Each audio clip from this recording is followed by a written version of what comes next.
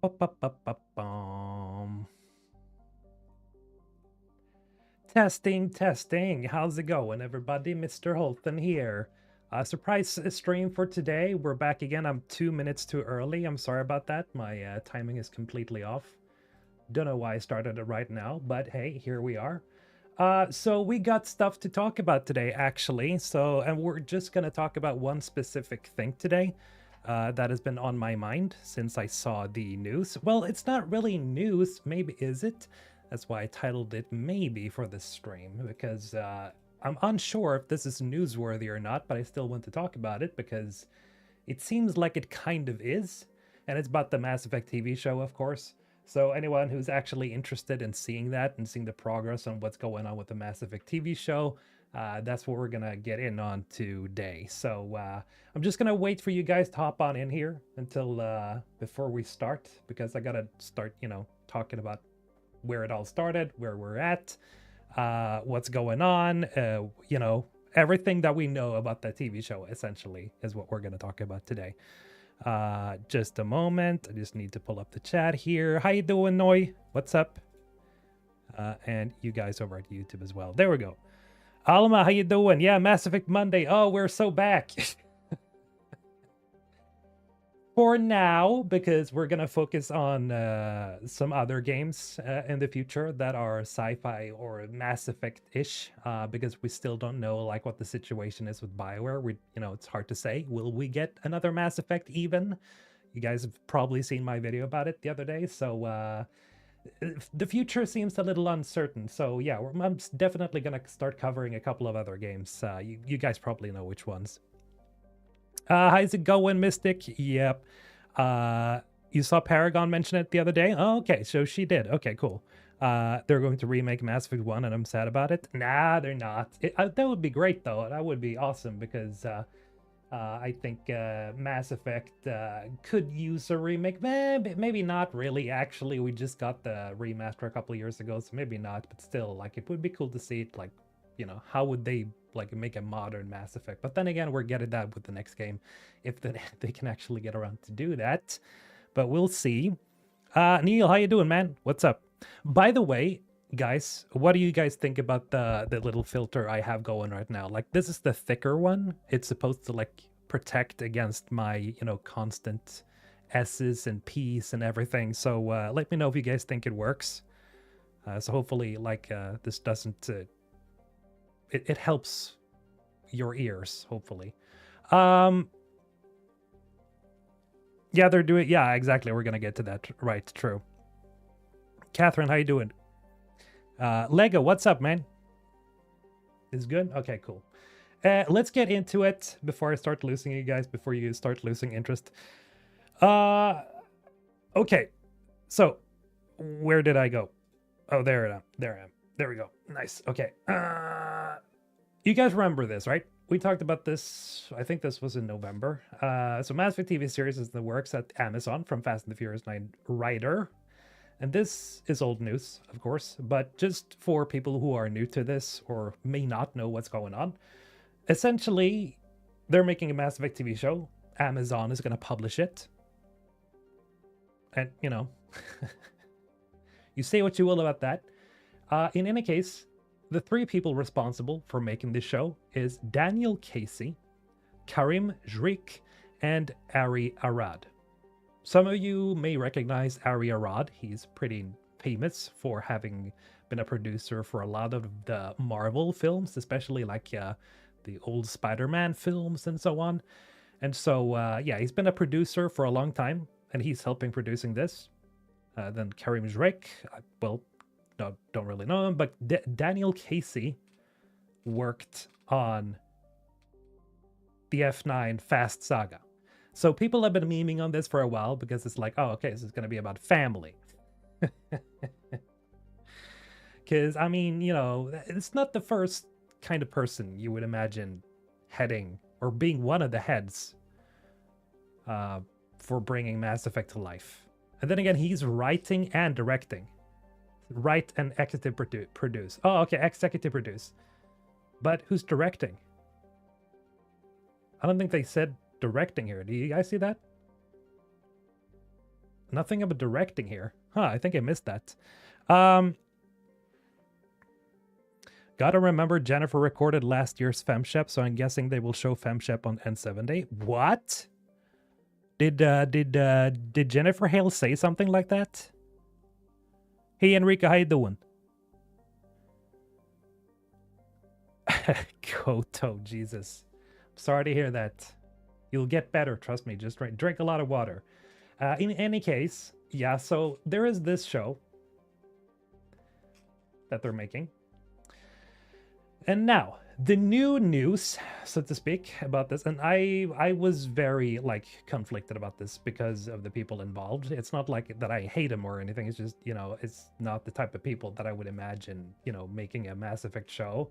I would say that Daniel Casey here, he has, you know, some, if this is the right, maybe this isn't the right Daniel Casey, it probably isn't. This seems like it's an actor, but it's one Daniel Casey at least. But these guys, Karim Drake, he produced for National Treasure, Defenders, Daredevil is a good one, Legion is pretty good, but I mean, National Treasure and Defenders, I mean, National Treasure was pretty fun though. I gotta admit, you can't really hate on Nicolas Cage, so hey. Aria Rod, people kind of, you know, I mean, Borderlands, yikes. Do you like The Witcher? Absolutely. One of my favorite franchises, man. Are you going to play Souls games on this channel? We'll see. I have played a ton of them. Well, I've played all of them. But I don't know. I'm not a speedrunner, so I don't know how interesting that would be.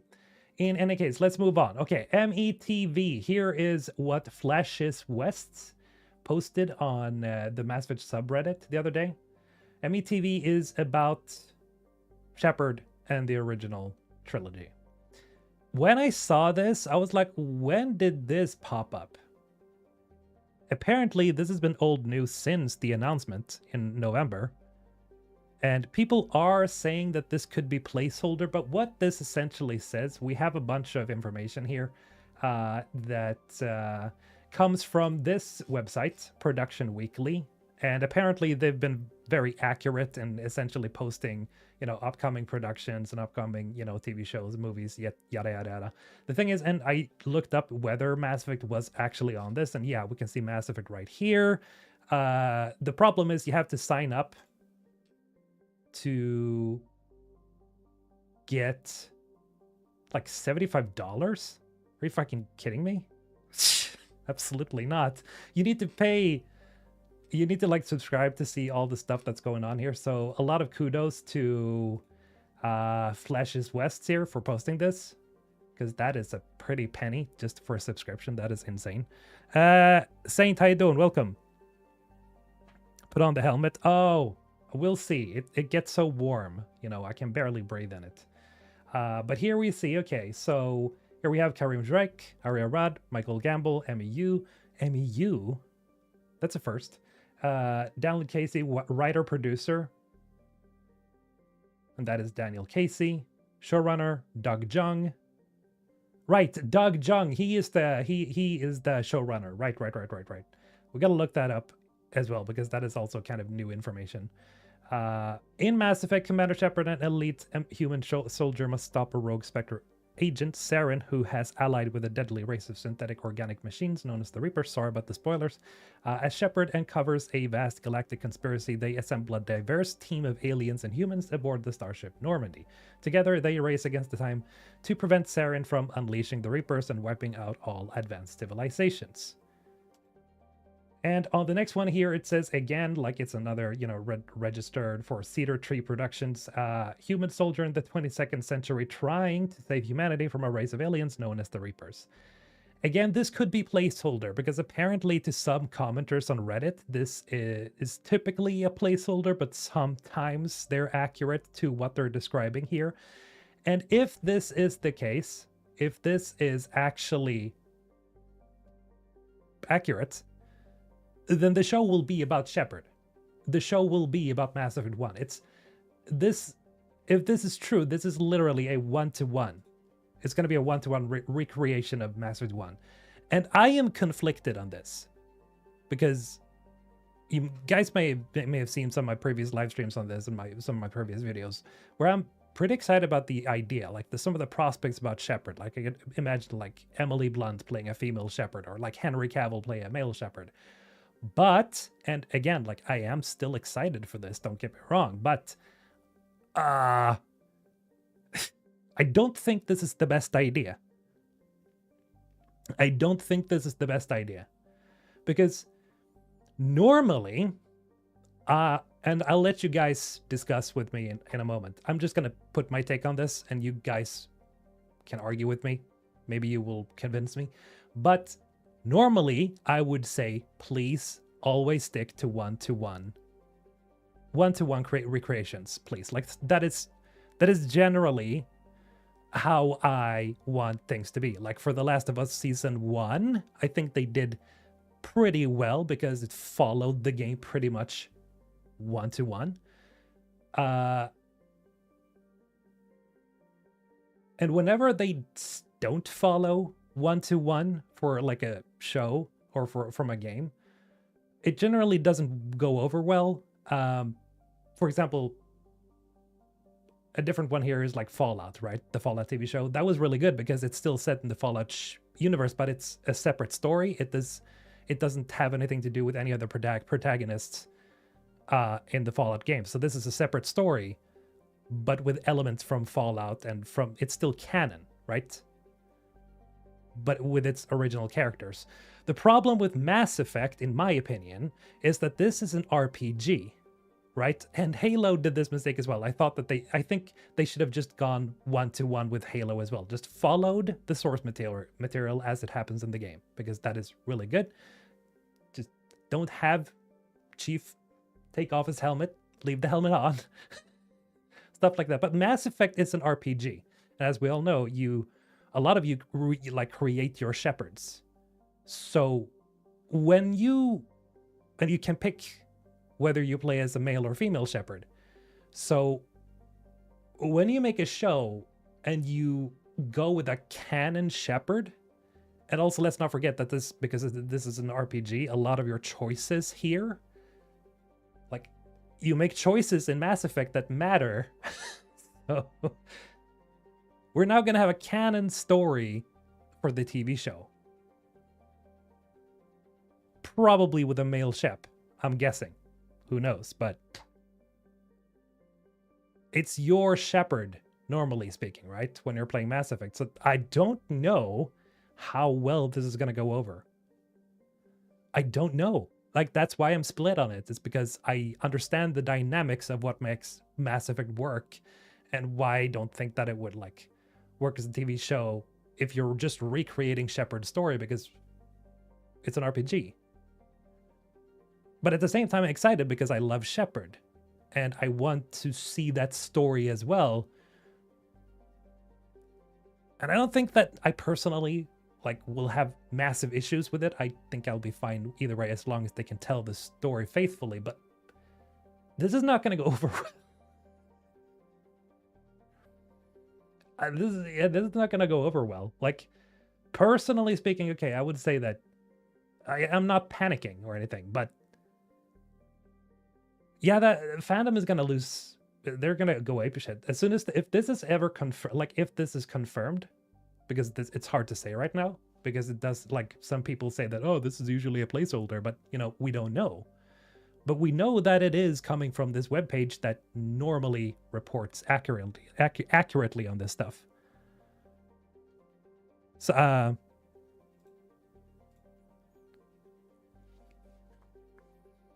what are the odds that the show will be a choose-your-own-adventure concept? Nah, not happening. That would be...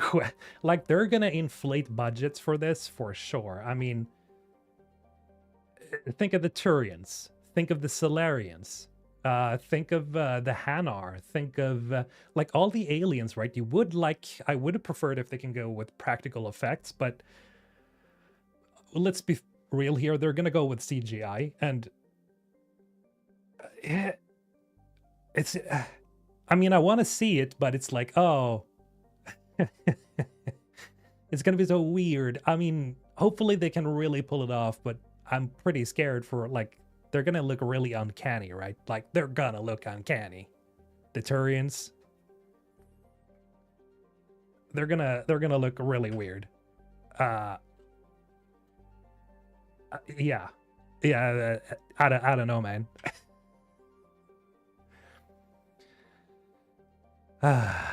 Game adaptations usually always piss somebody off. Not much you can do.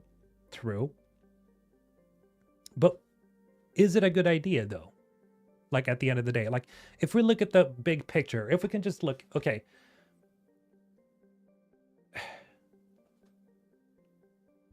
The Halo show and its biggest problems is that it doesn't follow the source material mostly at all. Like, for, well, maybe novel-wise it does to some extent, but from the games, like, if you want the gamers to watch your show, you want to make sure that they're pleased with how you represent the show. And that is why I think, The Last of Us 1 really worked, because generally speaking, it was pretty much spot on for most of the show. And whatever they did change was pretty good. But, season 2, the fuck happened? I'm just gonna... I haven't told you guys my opinion on The Last of Us 2 yet, but, like... And I kind of liked the game The Last of Us 2 when I played through it. I still don't like Abby, of course. I fucking hated her. But I get what they were going for. I get what they were doing. But... And I think they really did a good job with making Ellie, like, into a complete badass savage monster that knows how to take care of her. She slaughters entire armies. You may say, but that's not realistic. And somebody else brought this up. I'm not expecting realism in my zombie show. Like, let's be frank here. I wanted to see Ellie be a badass, but for some reason she lost all her brain cells. Dina did everything, which she doesn't in the game. They switched out Dina with Joel, and it's like, what are you doing?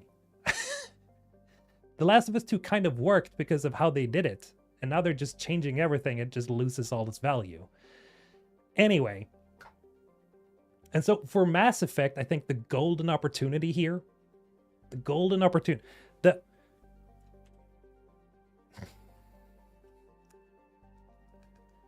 First Contact War. Like, please. I really hope this is a placeholder, because I think it's a better idea. Just go with the First Contact War. Yes, it's not a long conflict, I know that, canonically speaking, but introduce people to the Mass Effect universe, give old Mass Effect fans something new they haven't really seen. Albeit, we may know about, but we haven't seen it. And then get new people on board by softly introducing them to the universe through the First Contact War. Like, the first species they meet is going to be the Turians. I don't get it. I don't get it. It's such an opportunity. They only need to do one season of the First Contact War, because the conflict isn't very long. One season, like 6 episodes maybe. There, set it up.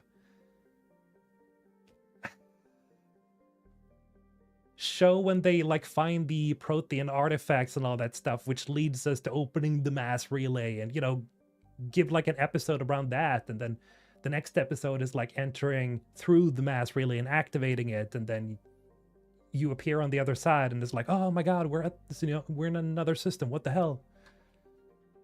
And the Turians get alerted, and it's almost like a space terror movie. It's terrifying because, oh Jesus, hostile aliens. What do we do?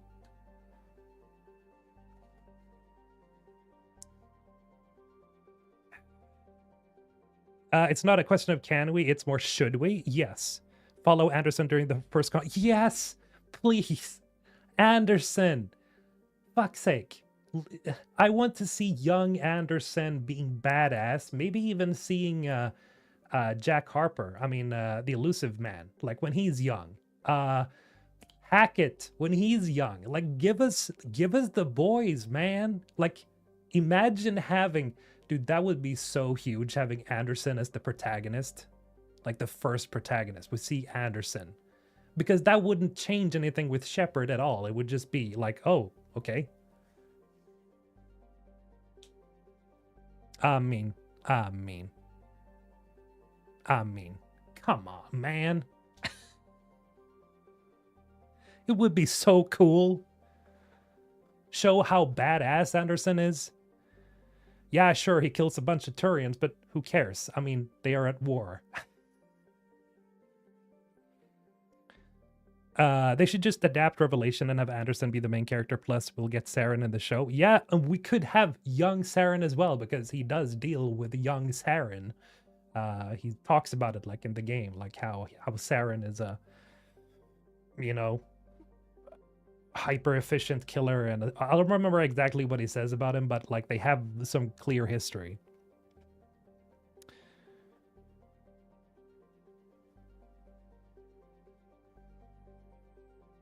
Yeah, Hackett too. Hackett, I would love like a kind of like a buddy cop show with Anderson and Hackett. Like maybe not exactly like that, but you know, they have their maybe their peculiar issues with each other or something like that, and they grow to like accept each other as like war buddies or something like that. Now we don't really know, as far as I know, we don't really know if they actually have a history.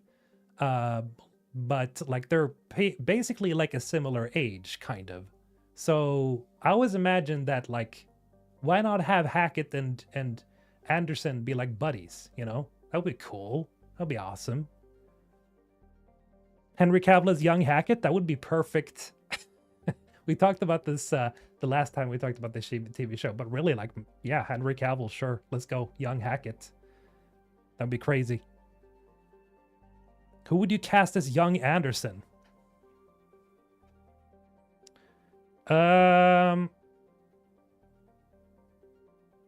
This is a really good question.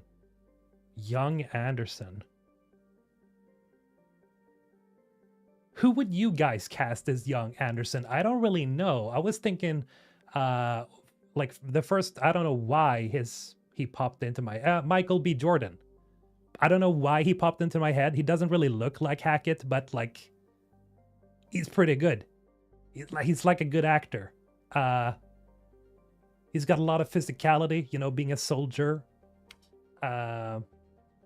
He's just likable. I just instantly just, Michael B. Jordan. John Boyega, he could work. Sure.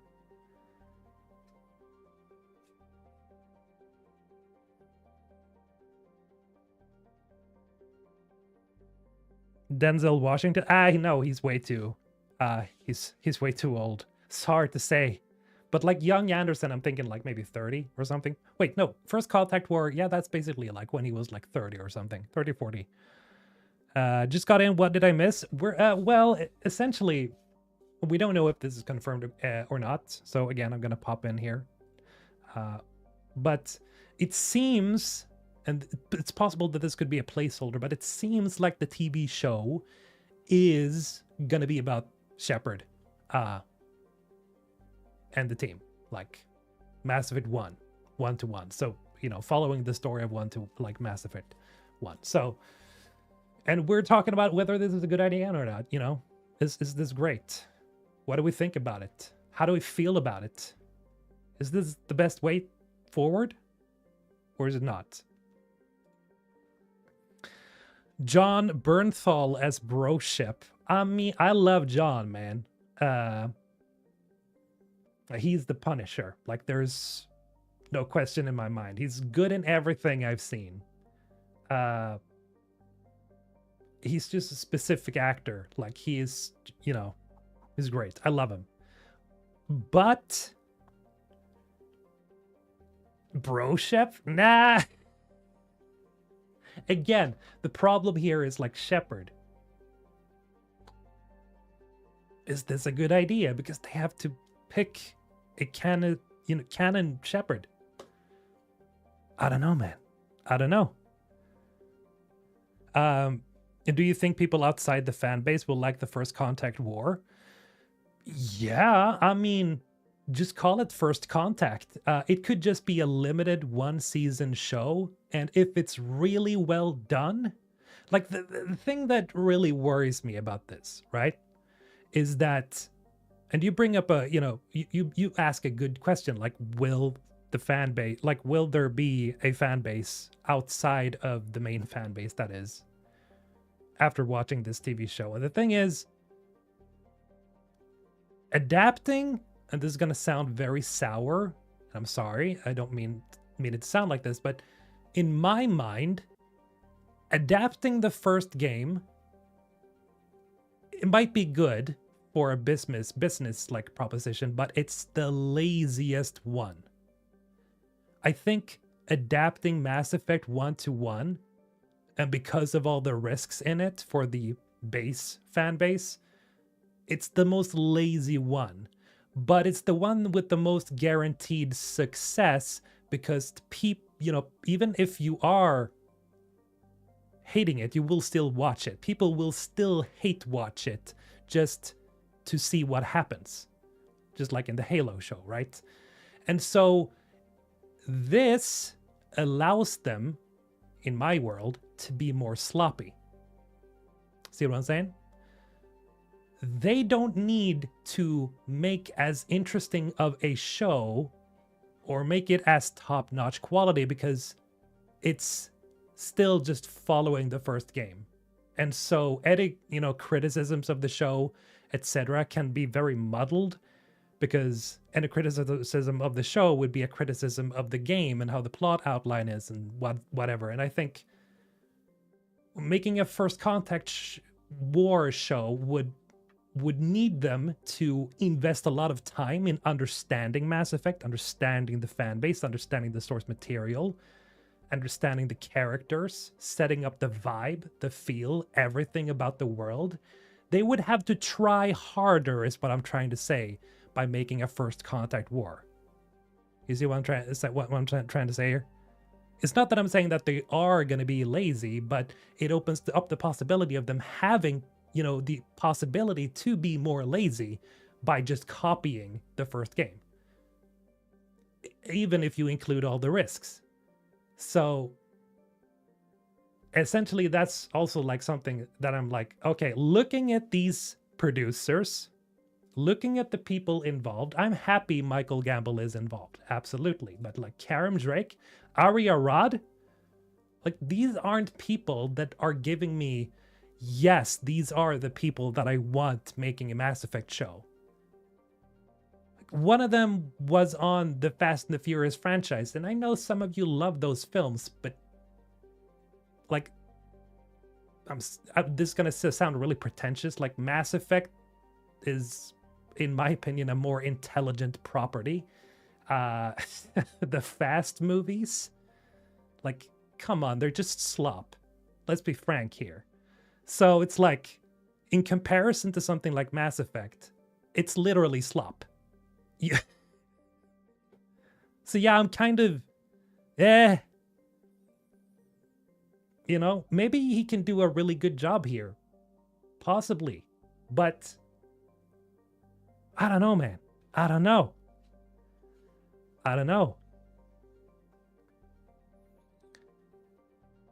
Yeah, they're fun popcorn films, but they're not like, what is Mass Effect really? It's a deep space opera with good dialogue. In deep, meaningful choices and meaningful and deep characters. It's about family. Yeah, it's about family. And I mean, yeah, that's fair, but it's like, slop family. That sounds really dirty. Adapting Mass Effect 1 would confirm how blind BioWare is about their fan base. I don't know about that, but because at the end of the day, they're not going to really be in charge of the show. It's going to be these other guys and the showrunner as well. Like, it's his responsibility at the end of the day. Michael Gambel is basically only there to maybe, not exactly oversee exactly what they do, but he's just essentially he's being like a, what do you call it? what's the word? Somebody who's there to,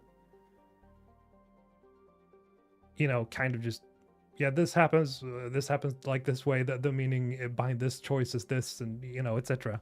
Consultant, sorry. Yeah, thank you. Consultant.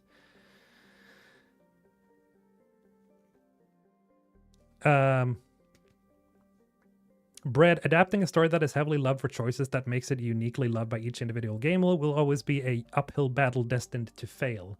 I wouldn't say that it's destined to fail, it's just very hard to pull off. Like, first of all, if they do this, they're gonna have to get a really good shepherd, like a really likable actor, that knows how to deliver lines in a believable way. An actor that actually plays the games, please. Plays through the trilogy, understands a lot of what Shepard is, kind of. I know that's hard to say because Shepard is essentially you as the player, but still, Shepard has a sort of distinct personality no matter what, actually. Especially in Mass Effect 3, like Shepard goes through a lot of personal stuff in Mass Effect 3, I feel, so you get more of a feel about like how Shepard would act as a canonical individual in Mass Effect 3. I feel, at least. Or actress, absolutely. Like, again, Emily Blunt, give it to me. That is the only actress or actor, aside from Henry Cavill. It's like Emily Blunt or Henry Cavill. Henry Cavill because he played Superman, and, you know, as much as that movie is, you know, very debated, I loved him as Superman. I think he did a great job, as he, you know, as well as he could have, given the material he worked with. He has the physicality, he has the charisma, like he just seems like a good guy. And he just looks really good. He's a gamer, and so he feels like one of us, you know? He feels like one of us. So he is like, yeah, sure. Henry Cavill is Shepard, fine. Or Emily Blunt as FemShep. Sure. No problems. But I can't really think of anything like anyone else. Kate Beckinsale? Ah, that could work. I don't think I've heard anybody mention that before. Kate Beckinsale. Huh. But again, like, that is the issue. Like, if you go with either of these, people are gonna lose their minds. It doesn't mean that the Mass Effect show like loses all potential for, you know, blowing up, but it's still like, oh man, a lot of fans are gonna feel like really alienated because it's like, oh, okay, so this is not my Shepard, I guess. You could, you know, unfortunately, not a lot of people can do this, but you can set aside your own personal journey through Mass Effect 1 to 3 and consider that being canon, and this being like an Elseworlds story, like a different story that doesn't actually take place. But on the other hand, it's like, yeah, but then what's the point of watching it? Like, I've seen people talk about that before. It's like, yeah, but if it's not canon, then why am I watching it? So, I don't know. Shepard, hey, oh, wait, what did I miss? Well, well, Shepard. I'm talking about Shepard in the Mass Effect show, which, you know, seems to be the case here. Emily Blunt as Liara, that could work. Did you get the chance to see Daniel Casey's Mass Effect interview? No, I have not. Mass Effect showrunner, Fast and Furious, blah, blah, blah, blah. 1 hour, 37 minutes. Shit, no. I think you mentioned that last time. I should have seen that. But no, I missed it. I'll try to remember it. I don't know how, though. How to write it up. But do you have, like... Do you have, like, the rundown of what he says? Right, he did play the games, right? The showrunner has played the games. I think I remember you saying that. So that is a good thing, first of all. The showrunner did actually play the games. Very good. Very important. But still, though. How old is Shepix actually? Yeah, mid-30s. So around where I am right now, actually.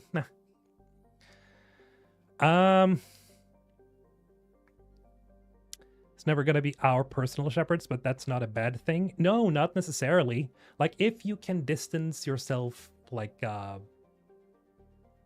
that's a good thing, but not everybody can do that. Actually, I think most people can't really do that, because generally speaking, you have people that are so passionately, especially people that are like into fandoms, deeply into fandoms, they might not be able to like separate themselves from their shepherd. Like from the discussion I've personally seen, that it doesn't seem like most people will be able to do that. Comments like this, where it's like, yeah, but you know, it's fine to me. Like, I don't consider it canon to me. That's a good, healthy way of thinking and seeing things and being able to do that, separating it. But from where I sit, like, that doesn't seem to be the case for most people. Then again, let's also remember this. What we may think is a good idea might not even matter at the end of the day, because most people who are going to watch this show are most likely not going to have played the Mass Effect games. Like, they're going to show this on Amazon, so like millions of people are going to have this pop up on their screens, and most of them are not going to have been gamers, and so they're not gonna give a shit either way. So our fandom, right, the Mass Effect fandom, we're such a small part, I think. I can't give you any numbers, but I'm assuming that we're such a small part that our opinions does not matter. I don't think, like, I really want our opinions to matter here, and for the fans' opinions to be important and considered a lot before they start making this kind of stuff. But a part of me feels like they don't really, you know,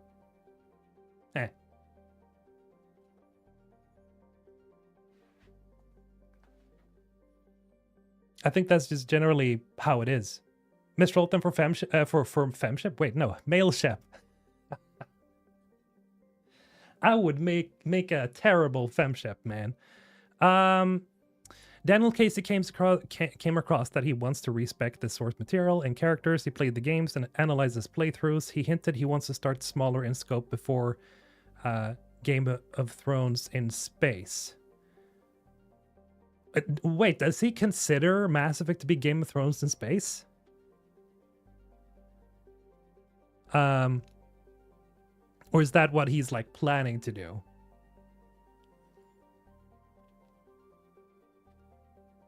Plus, I know how the game ends, which also sucks. I want a ME World show that keeps the spirit alive, and that's why I'm saying, you know, First Contact War. I think that would have been a brilliant idea. Again, it's like, it's a nice introduction. It's a nice soft introduction to new fans, to new people who are looking for a good sci-fi show to really bite into, like a really adult version of Star Trek. I think that's really what Mass Effect is, right? It's like a very adult version of Star Wars, Star Trek, like all these sci-fi mediums, but it's like, yeah, you know, it has gore, it has sex, it is adult, it's for the grown-ups.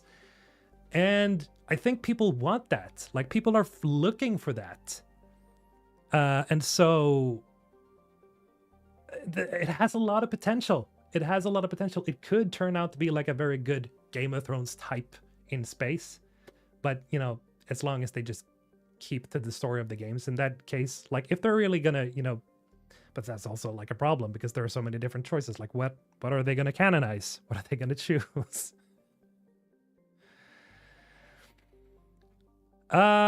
Enrico, maybe they will also make a good adaptation, but it all depends on the pre-release to a random audience who maybe has no idea about the saga. So in the end, depends on the average American audience. Yeah, actually, that's true. The average American audience. Or, well, I would say maybe not American even, because a lot of us over here like are subscribed to Netflix and to Amazon, and you know, I think just over the entire world, like just a generic normie audience, you know, they're gonna show this too. So canonize killing Caden or Ashley, you think? Kill them both. I know that sounds harsh, but that way you actually end up making everybody sad.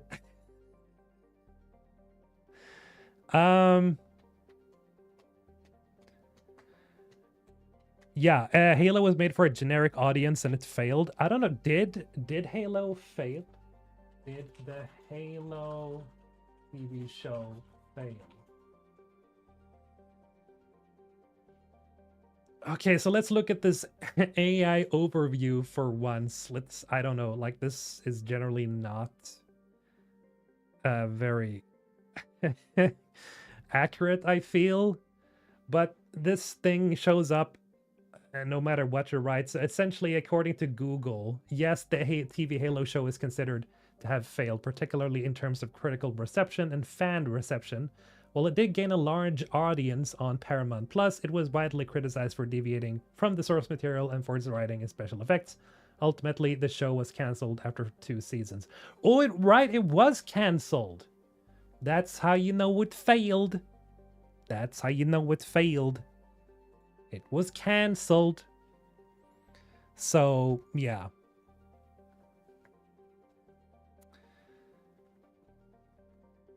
Even though they have a good showrunner, I'm still a bit skeptical regarding the story. Don't start me on Amazon's ability to fuck things up to 100. Same. Yeah, I don't know, man. Like, Amazon has had some hits, but also a lot of misses. And so, but it doesn't really matter what publisher we're looking at here. We have like Amazon, we have Netflix, we have HBO. Maybe HBO would be a better choice, honestly, now that I think about it. Because I think they've had more hits than losses, right? That is like the feel I'm getting from. Maybe you guys can correct me if I'm wrong about that. But as far as I can tell, HBO generally has a better good output of stuff like this. Yeah, The Last of Us 2 was a disaster. Absolutely. Yeah, sure. Okay, so we're fucked. It doesn't matter. All of them fuck up at the end, but actually it's not really the publisher so much. Like, as long as they give the budget and get the right people, then it's fine. But the thing is, like, if you get somebody who, like a director or showrunner that doesn't really care about following the games, that's, you know, usually when you end up screwing up. So generally it's the showrunners, right? It's always the showrunners. In sometimes combinations with, like, you know, budget and things like that. And timetables, you know. Oh, you gotta get this show up by 2026. If you don't, we're gonna pull the funding. Oh shit, you know. Then it's a different thing.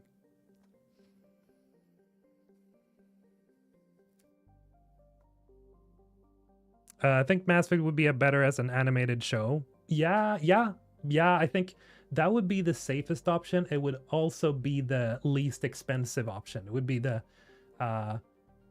they should do the cyberpunk thing, man. Just do Edge Runners but Mass Effect. New characters playing out in the same time period as Mass Effect 1, and then maybe to Mass Effect 2, and then maybe to Mass Effect 3. It's a big-ass galaxy. They can make interesting things happen that doesn't necessarily have to mention Shepard all the time, you know? Mass Effect as like a high-budget kind of sort of show like Edge Runners, that would be mwah. Yes. Just give us that. It's cheap, relatively speaking. You can follow, like, you can animate like Turians, and you can animate Solarians and all the aliens, and it's not gonna look weird. Paragon Lost. I don't think Paragon Lost is a good comparison, honestly, because that was made so long ago, and it was for tie-in character, that is James. I think they're just gonna, they should just give it to the right studio. What is it? Was it Mappa that made Cyberpunk Edge Runners? No, it was.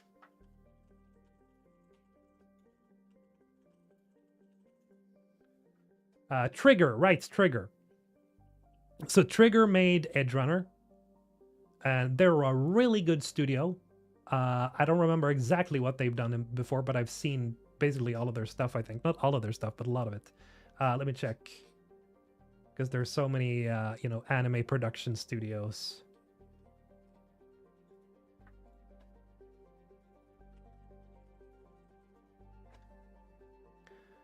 Oh my god, yeah, right, of course. I'm so dumb. There we go.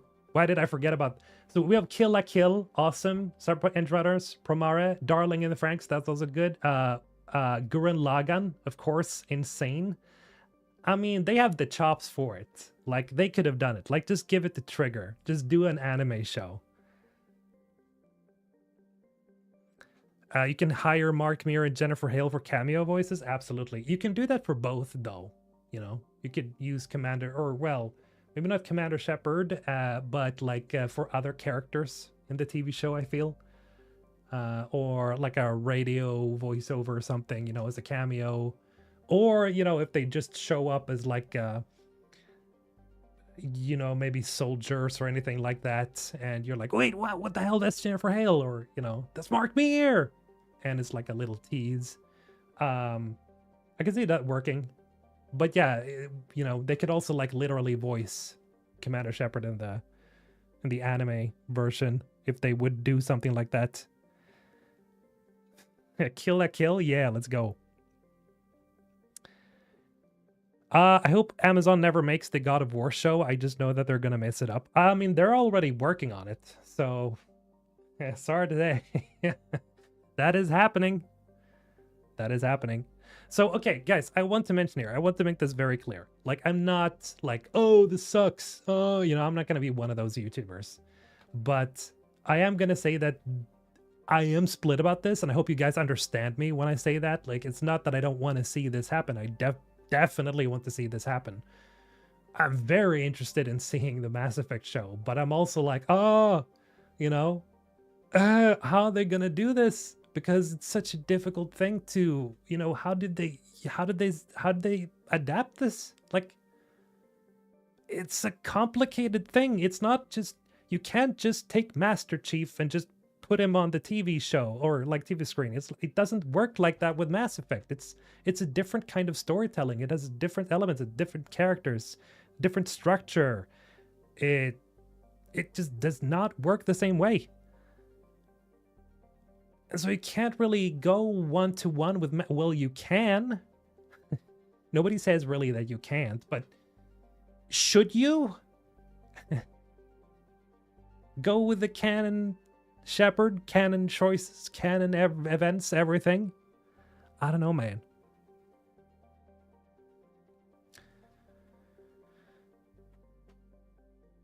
I think a show like Tales of the Jedi would work so much better.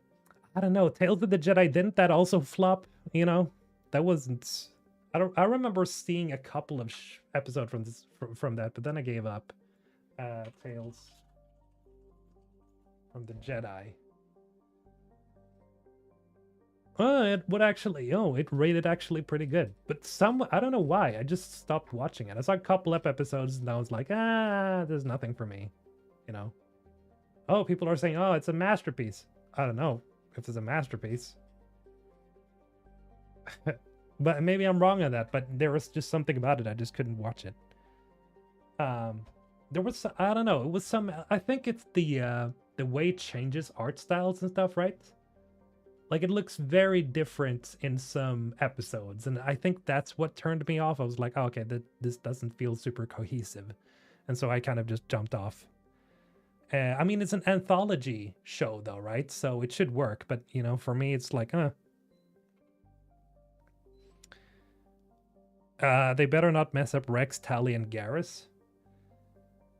That is also, like, a big concern. How are they going to, portray alien characters that are very peculiar and has a very, like, they have very distinct personalities, but they also got to make sure that these aliens look right.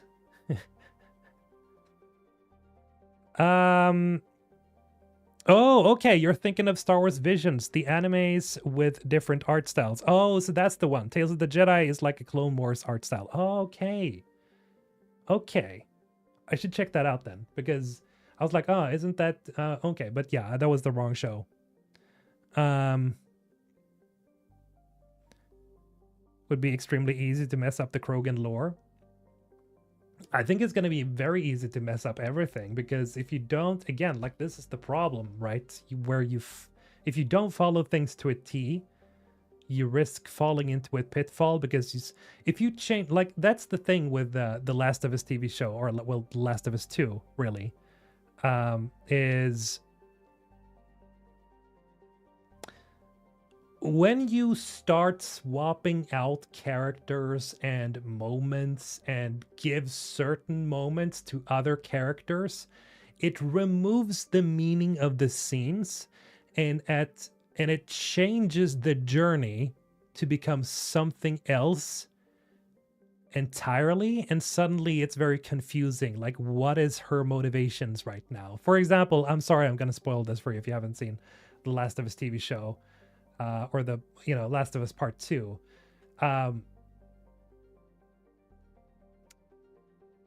You guys remember that scene where Abby is about to get, killed by those, what were they called again? The crazy people? She gets, like, strung up, right? But the whole point of that scene is, like, twofold. One, you hate Abby and you want to see her die, but at the same time, it makes you conflicted because you don't actually want to watch her die. It's like a weird situation where you're like, I hate her so much, but I can't watch this. And then at the same time, you are introduced to two characters that become really important to her journey and her redemption. In the Last of Us TV show, this, season 2, they changed that. So now Ellie gets strung up. She does not get introduced to any new characters. You don't want to see Ellie die. You know that Ellie is not gonna die. So what was the fucking point? What was the point of that scene? What? Why? Like, there was a reason that scene was in the game. Like, what happened? Why did they do that? Because it's supposed to create sympathy for her in the game. But here it's like, okay, what's the point? What? It just shows that Ellie is a fucking idiot. What? And so, saying that, and no matter, like, what you think about the game, it's up to you. But the meaning of the scenes, right? That's literally the meaning of some of the scenes in the games. Like, and you compare that to the show.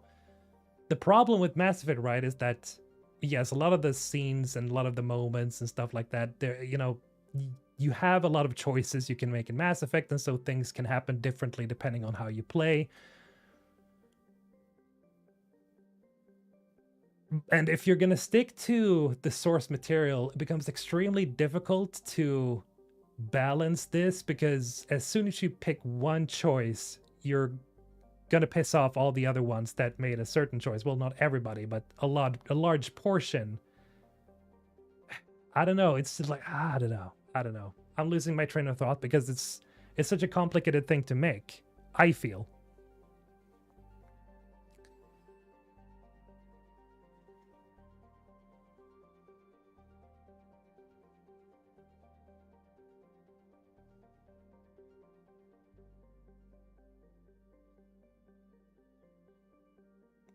Luis, I don't know why people are scared of them making different choices for the show. My playthrough isn't invalid just because someone else made a different choice than me.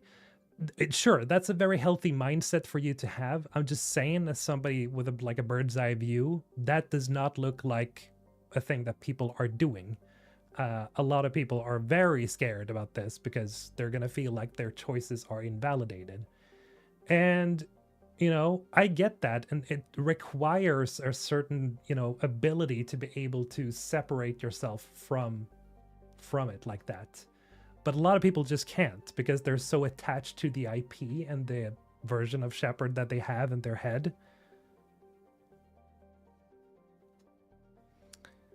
You gotta break a few eggs to make an omelet.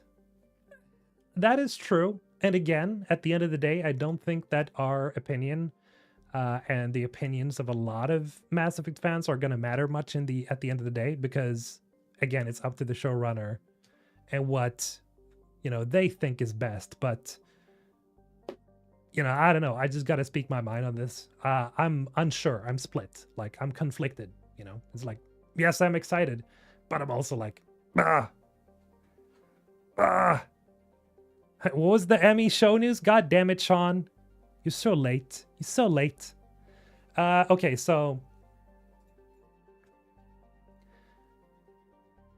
this. It seems like the show is about Shepard and the squad. I'm just joking, by the way. It's fine. But that seems to be the case. Could be a placeholder. Might not, you know, actually be the case. But that's the discussion. That is the current discussion.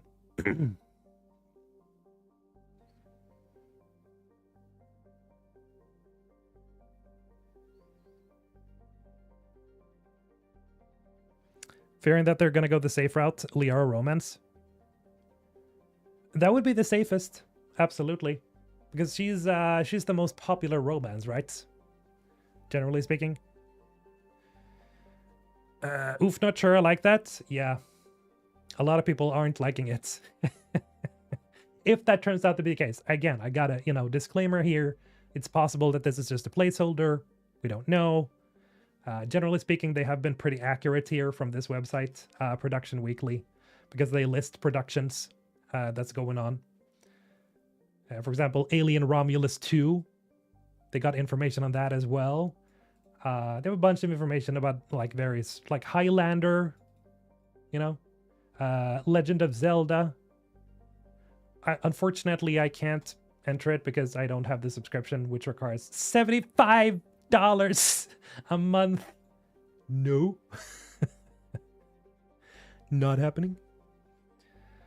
The fact that one of the main Star Trek TNG writers is the showrunner for God of War and not Mass Effect is hilarious. Like, the layup was there for an experienced sci-fi writer, you say? The Next Generation. Is that any good? I've heard a lot of mixed feelings on that, I think.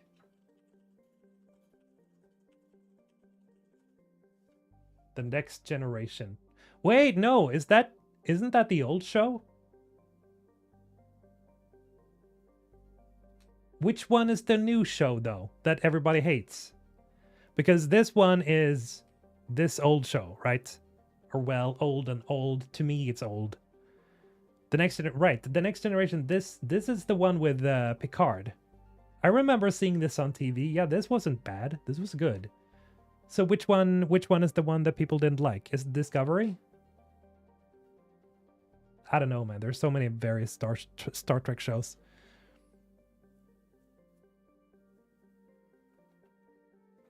STD is the new one we all hate. Is that no? What really? Is it short form really STD?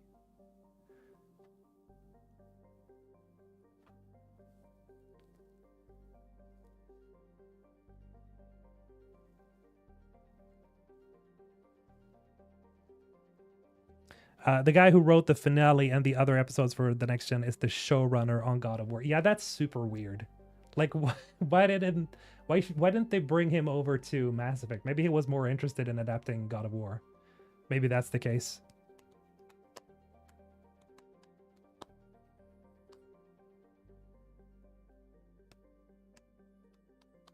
If the show is its own canon, that'll be much better in my opinion. Same. I think they should have just gone with that, honestly, you know. Now, First Contact War, again, like I think it's such a layup. It's such a layup, man. Like why?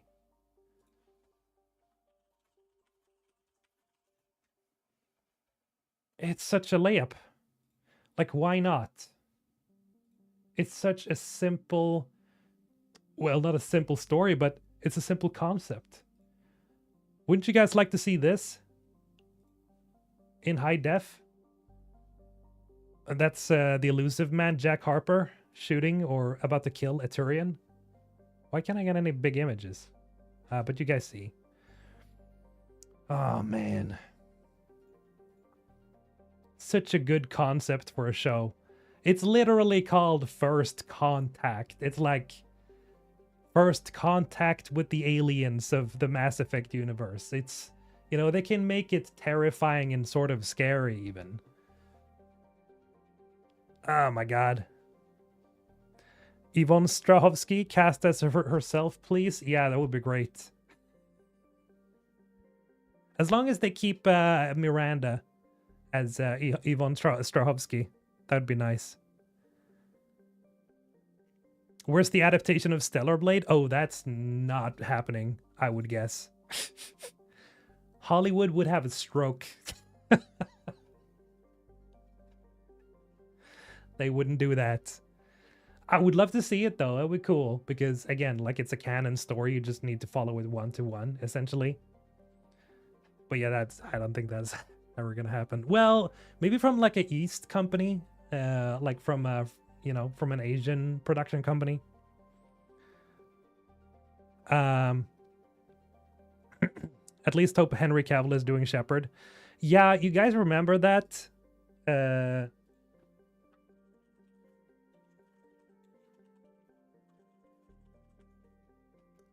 Oh man, we've talked about that a couple of times already, but still, like it was so cool seeing this. And then I'm guessing like it just didn't happen. Like nothing happened here. If you guys want to see exactly what it says here, I'm gonna zoom in a little bit.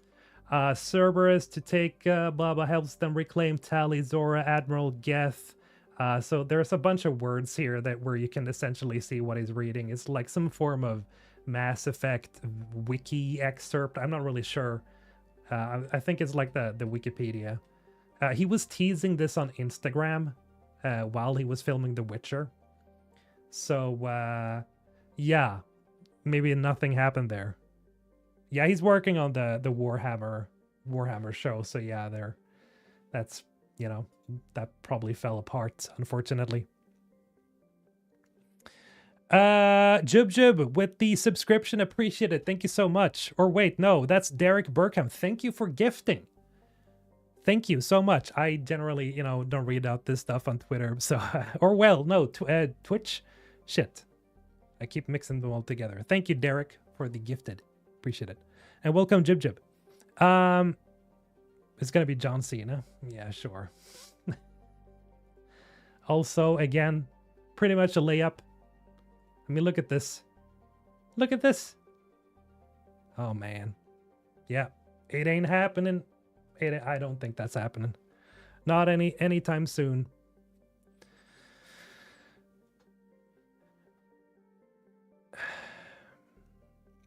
Glazigal, how you doing?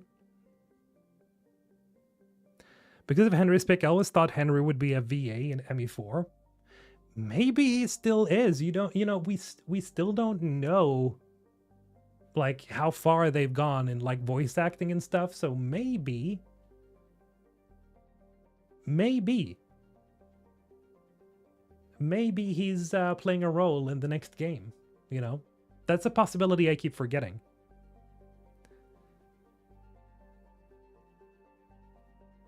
Pedro Pascal, no. Any new information? Yes, I'm gonna go back to this again in case some of you guys have, like a few of you have missed this. But yeah, there was this post on Reddit from a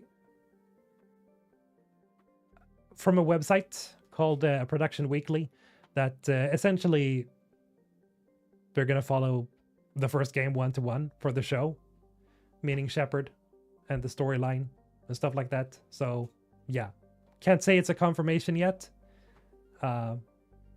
But, you know, it's possible this will be the case. Charlie Sheen to take up his father's role of the elusive man. I wouldn't necessarily be entirely against that, you know. He could probably pull it off. Winning. I can only say... What are you up to, elusive man? Winning. I don't know, I just have that image in my mind. Oh boy. They'll probably make it femshep. I'm not against it though. I don't know. I don't know. I don't necessarily, you know, have a problem with either or, but it's like, it's still like, how is the fan base gonna react to this?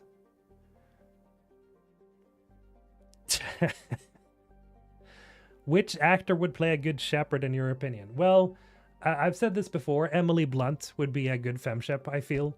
I think she's a good actress. And yes, she's very attractive. But male shep, like these two, like just looking at the default shepherds, like they're very, very hot characters. And so you need people that have the physicality of being a Marine and a leader and that imposing figure and that charisma and that presence. And that's why I instantly thought, oh, Emily Blunt, because I think she has, she is like the, if there is to be a female shepherd, I think she is the most obvious pick because of her role in that movie with Tom Cruise.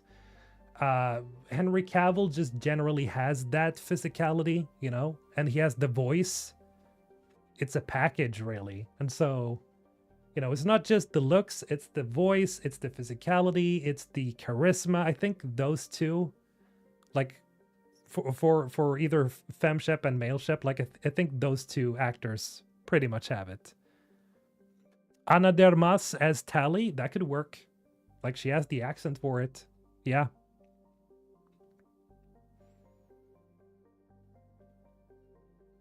Aaron Taylor Johnson? I don't know, Blaze. I mean, physically, maybe, but like his voice? Nah.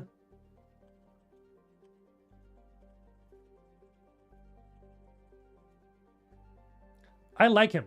I do. But, you know, and he would probably fit with a buzz cut, as far as I can understand it. But, again, like, his voice is kind of squeaky. It's kind of like mine, honestly. It's not this gruff, serious, very dominative sort of voice. And so I think Henry fits better there. Really. He would be yeah, like looks wise, he could work. Absolutely. But like he doesn't feel like somebody who like can command. You see what I'm trying to say? Like he doesn't feel like a commander. I think that is the main problem. They'll do a Steve Rose. Nah, I don't think so.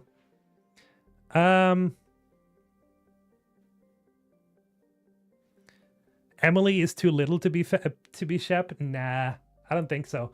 Like the size, I don't think is so very important, especially not for FemShep, because all of the characters, all the models in Mass Effect, all the female models are like every female character uses the same body model. They're all the same height. They all have the same move sets. All of them move the same way. All of them have the exact same height, body proportions, everything. So I don't think that's a problem, really. But it's again like how commanding of a presence does this character, like how commanding can they be? What's it called? Edge of Tomorrow?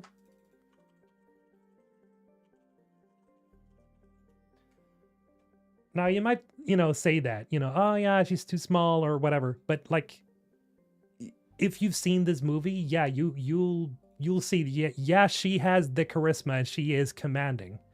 Uh if there ever was a dominative or dominating female character in anything, I would say she is probably like the top dog. Absolutely. Yeah, she was shredded in this movie. Absolutely. Uh she's badass, she handles her suit so well and she slices aliens in half with her sword. It's like, come on, this again, it's a layup. Look at her. Just look at her.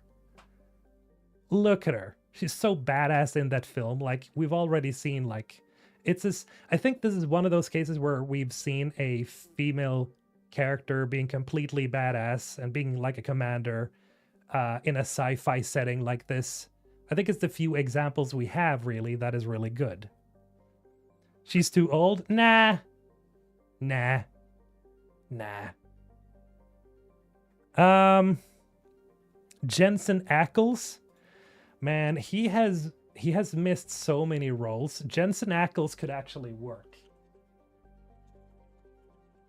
Shit, I haven't seen people actually give him as an example for Shepard. Like, just give him again. Like, give him a buzzcut. That is, Dean from Supernatural, or Soldier Boy from The Boys. Yeah, he has the voice. He is kind of long as well. He's pretty tall. Yeah, he can get in tip-top shape for this. Absolutely. He's a pretty good actor as well. Also too old. Stop. He's not too old. Nah, man. He doesn't even have wrinkles. Come on. Nah. Yeah, he's good. This guy is really good. Definitely one of my favorites. It sucks that he never got to play like live action Batman. I know he played Batman in the animated show, or in an animated series or something, or movie, but he never got to play live action Batman, and that is one thing he always wanted to do.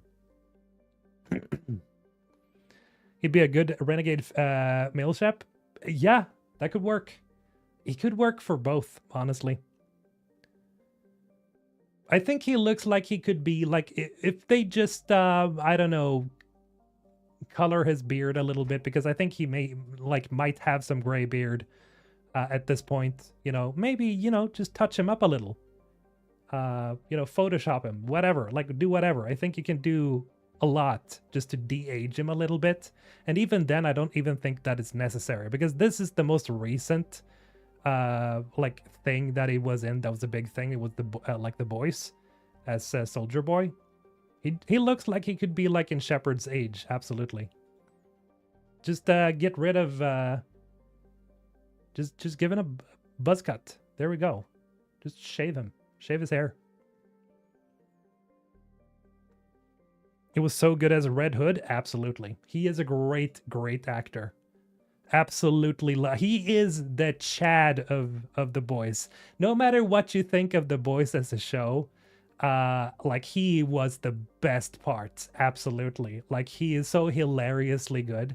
Like, he is horrible as a person, but like he steals the show. He steals the show.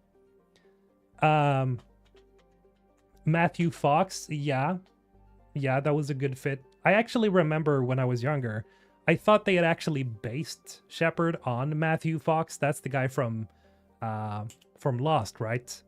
But yeah, no. Can you look at the Mass Effect Revelation wiki and tell me why they aren't just doing that? I don't know. I don't know, but we'll see. It's possible that they still are, because this is not exactly, again, I have to make sure that everybody knows this is not, confirmed as this is the way they're gonna go, but it's still like it's from a very reputable source, being Production Weekly, and so Scott Eastwood, I don't think he's a good enough actor. I don't think he he looks good, but he doesn't have the presence, I don't think. Shepard is 29 in ME1. Emily Blunt is 42 and Jensen Ackles is 47. Whatever. Just de-age him a little bit. It's fine. They can do that. Not a problem.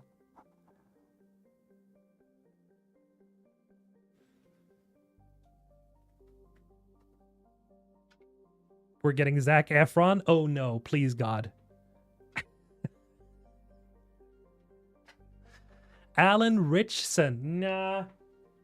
He's too big. He's honestly too big. I'm very impressed by with Alan. I love Reacher, like a really good show. He's such a badass, but he's too big. He could fit as Vega. Well, he doesn't have the right nationality to be true. Would need to be somebody Hispanic or what you say, whatever you say. Sebastian Stan. I don't see it. I don't see it. Sydney Sweeney Liara. Why are everybody so obsessed with Sydney Sweeney?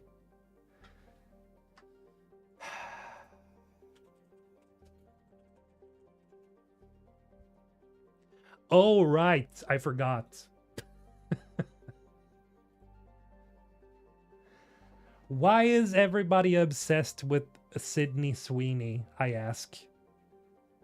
And, well...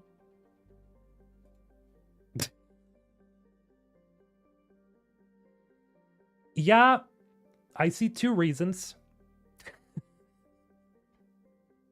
I forgot what she looked like, okay? Jesus Christ. But no, to be serious, nah. Nah, man. Is she even that good of an actor? Or, has she even made any really good movies?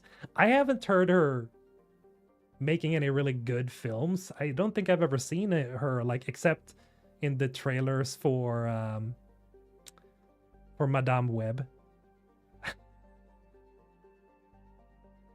Guys, it's not just about the looks here, okay? It's not just blindly about what they look like. It's the combination of looks, voice, physicality, charisma, acting. They have to have the package. I don't think Sydney Sweeney has the package. I don't know. I've paid attention to her acting. I get distracted. God. You gooners. You absolute gooners. The Weeknd is Sarah Artery. Jesus. Sophie Turner? Why Sophie Turner? I don't get it. Like, no offense, but why? The only thing she was good in was Game of Thrones. And then after that, I saw the Dark Phoenix or whatever. Garbage. Not necessarily because of her, but it's like, Well, okay. I see what you're trying to say. Okay. I think I get it. She is a natural redhead, right? Is that why? I'm guessing, yeah, she's tall and she's a redhead. And if you kind of, squint, you can see some resemblance. Kind of. But I don't know, man. I don't know enough about, like, how good she is. Because I don't think I've seen her in more than those things. Kala, nah. Yeah, I don't know, man. Like, if you really squint, maybe. But it's like not, of course. It's like,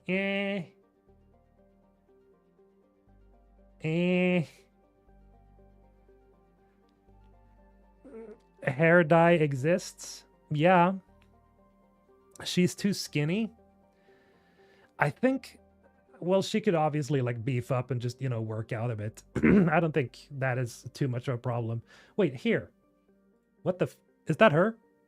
Well, there we go. What, is she playing Lara Croft? She actually has a six-pack. That's actually impressive. I'm gonna move my camera here.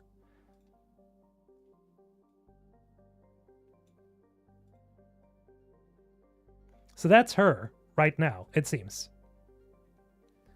So that's not terrible. But still, would she work? I don't know.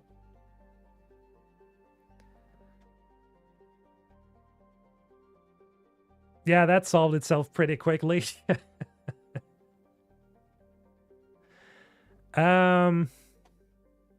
Still not. I don't think so either, honestly. Yeah, no, Emily Blunt, all day, every day, for me, I think. I'm kind of sold on her. I know, you guys are like, oh, she's too old. Fuck that. I don't care.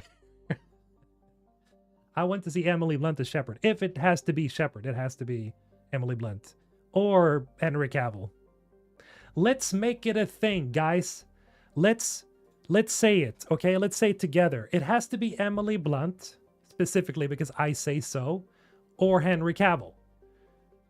Because then they can't actually pick between them, and they're like, oh, but we didn't consider those, and we, they're not available, and whatever. And so they will not be able to do a Shepard story, and they will have to stick to the First Contact War. So let's make it a requirement, guys. Either Emily Blunt or Henry Cavill. Otherwise, no sell. Otherwise, no sell. It ain't happening. It's either of them or nothing at all. And if they can't get them, then go with the First Contact War. Yeah. You think it's a placeholder, Kala? We don't know yet if it's a placeholder. According to these fine people on Reddit. What, do you have a confirmation that it is a placeholder? Because that would be nice. Because then we could stop theorizing. David Corenswet as Mel Shepard. I mean, he's Superman right now, so I don't know. Emily Blunt is good at everything. The only problem, Henry Cavill, is I'll think of Geralt and Superman too much. I think Shepard should be Shepard if they do Shepard. You mean, oh, so like typecast the actor to become Shepard forever? I see your point. Yeah, I think First Contact War. Like, it really has to be, in my opinion. I think that's the best way of going about it. I don't think there's any other way really to do it. But, I might be wrong. I might be wrong. I don't know how to make a show, They probably know very much better than I do.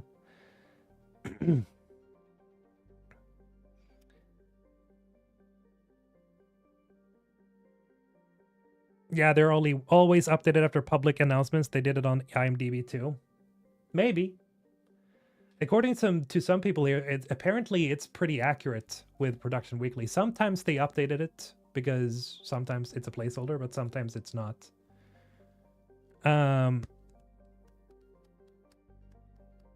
No, it's neither confirmed or, debunked. But if it is, I don't know.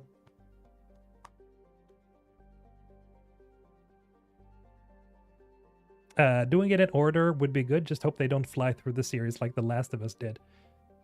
Yeah, they would have to build this slowly. And even if, like... I don't know, man. I think it's just way too difficult. I think it's way too difficult. But that's my opinion, of course, Maybe it's very possible. Production Weekly did this with Witcher, summarizing the games when it was the books. Oh, that's a good point. I'll add that as a comment on the replay of the stream, of course.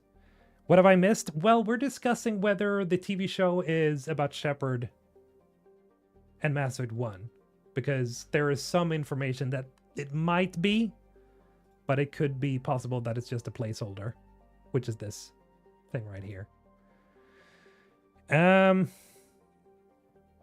Where does Production Weekly get their summaries from? Very good question. But they have basically all the Hollywood productions, I think. I'm guessing.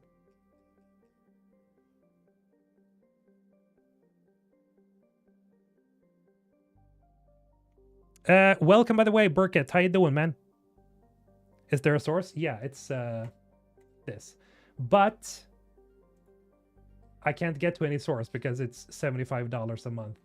So it's just from this Reddit thread right here that was nice enough to upload this, where we can see a summary of everything, a lot of the information about the people that are in charge of the show, as well as, you know, where exactly their studios are and so on, and contacts.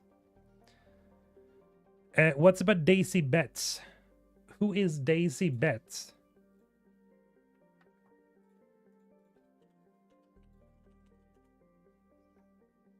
Australian actress. Who? Why her? That is the question.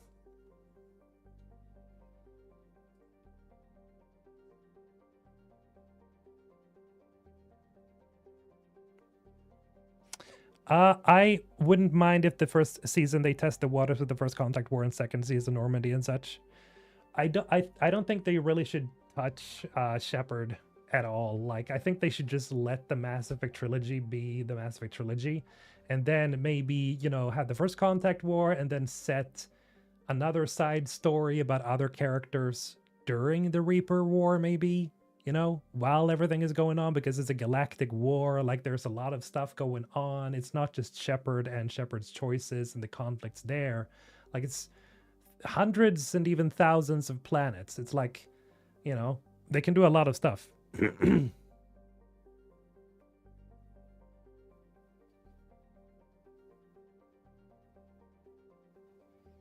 On the volcano? What are you talking about? Are you sitting at a volcano? That's dangerous, man. Stephen Ogg as Shepard.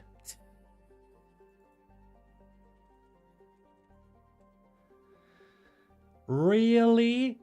That is the most insane suggestion I've seen so far. Yeah, this guy is obviously giving me Commander Shepard vibes. Yep, Trevor from GTA. What a brilliant choice. Jesus Christ.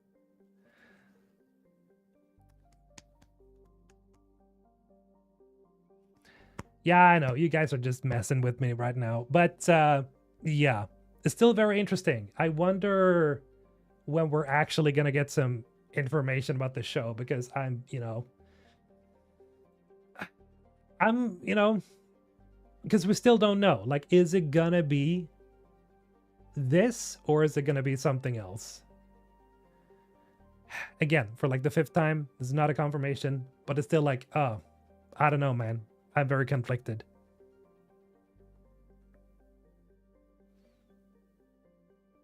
Mark Mirror's Blasto? Yeah, obviously. Obviously, yeah, maybe N7 Day. In, what is it? For 5 months? Something like that. 4.5 months. Yeah, I am excited. Don't get me wrong. Like, I am excited for a Mass Effect show. Absolutely. But it's like, there's this feeling of uncertainty that, because I'm so invested in Mass Effect as a franchise, it's like, you know, I really don't hope. I don't necessarily, again, have anything against going with Shepard. I just don't think it's going to go over well with the rest of the Mass Effect fandom.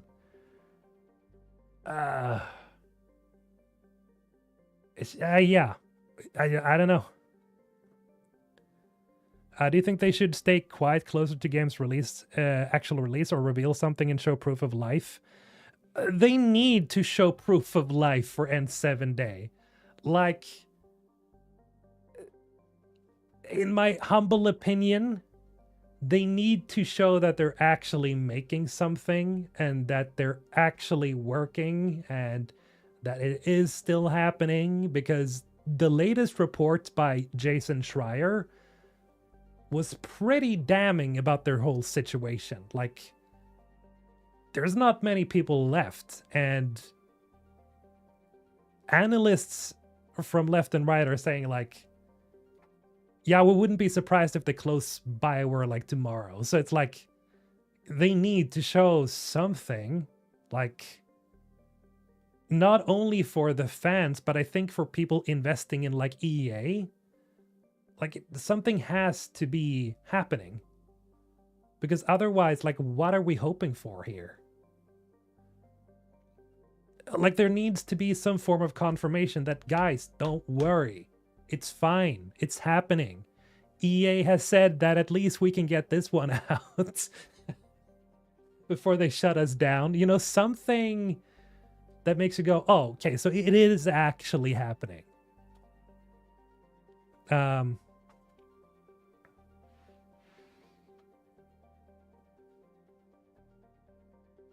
But like, you know, and here, like, I gotta bring this up as well. What kind of annoys me is that the game was announced in December 2020. When we get to N7 Day, it'd have been 5 years almost since they announced that there is a game coming. 5 years since the announcement.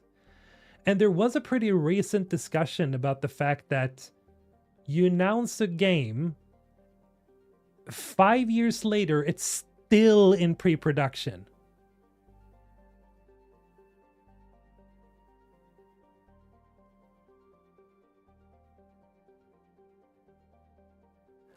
And I've heard from various sources that they're not in pre-production. They are in pre-production. Where are they actually? Like, technically they could be in pre-production up until launch, really, because pre-production is essentially just preparing as much as you can. And so if they do it like they usually do it, that means that they're going to have a massive pre-production period and then scramble to get everything done, you know, which is not a good thing. That has happened before. That is like the, you know, the BioWare magic that doesn't seem like a good strategy, really, because according to Mark Dara, that is essentially what they've done before. Yeah, that's not, I don't, yeah, I mean, I'll be happy if they show something on N7 Day, but if it's still in pre-production, I am gonna be like, yeah, really?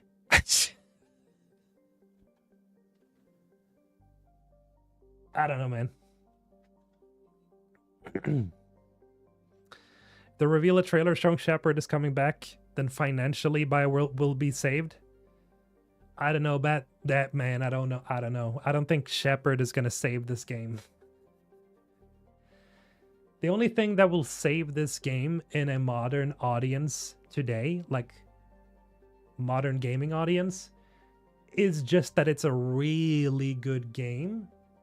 It follows what it has done before. It has the same ingredients. It has the same quality in writing, gameplay, universal structure, more choices, bigger choices. Of course, better graphics, better gameplay. Everything has to be better, because word of mouth is everything these days. Word of mouth is the reason why so many games and so many smaller games like, you know, Kingdom Come Deliverance 2 and like Expedition 33 have been massive successes. It's because of word of mouth. Word of mouth. The game just has to be that good. and it has to be spread naturally. It has to be an attractive game. It has to stick to an art style that previous fans have seen and previous fans want, that previous fans are used to. Stick to the same style. Just stick to it. Just stick to it. There's a lot of stuff, man. But, you know, it's hard to say. I'm not a genie in a bottle. I don't know exactly what they have to do. But at the end of the day, it's always just about, like, how good of a game can you actually make. It has to be good in every aspect.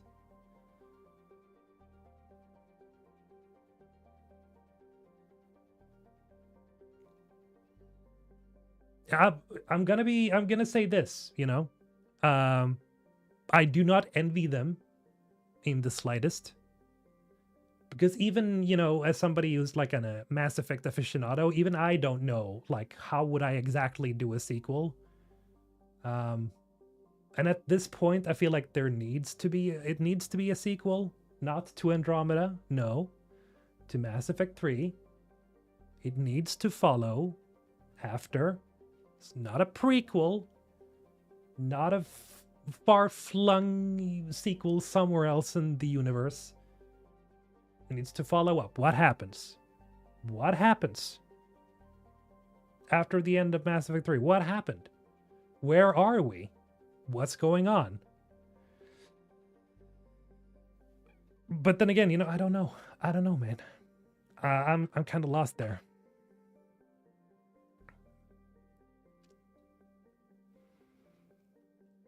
I see no scenario where ME5 doesn't have multiple live service elements to ensure EA makes a profit. Well, I want to cope and say, yeah, nah, that, yeah. But honestly, maybe, you know, it's not impossible at this point. You never know, you know, not saying that they will, but it wouldn't surprise me at this point that they introduce like live action or live service elements. Hope they don't. Sorry, but it's 600 years after ME3, according to the journalist from 2020. Yeah, I remember that. But that might be old news. Might be old news. But yeah, if it's 600 years later, I'm still gonna play it. But yeah, that's good. Yeah, we'll see. As long as it's good, you know, as long as it's good. Good characters, good writing, good choices, good dialogue, attractive product at the end of the day. Drexen with the $5. Thank you. Appreciate it so much. Is it bad that I have no faith that anything Bioware puts out, game or show, would be good? My expectations have been let down over and over. I don't blame you, right? Let's put it that way. Like, I think it's cool to be hopeful, but I understand why you're not. Okay? It's a realistic way. I don't think that's necessarily a pessimistic way of seeing things. I think that's just being realistic, you know? Because they haven't put out a hit since Inquisition. Inquisition was their last hit. That was 11 years ago.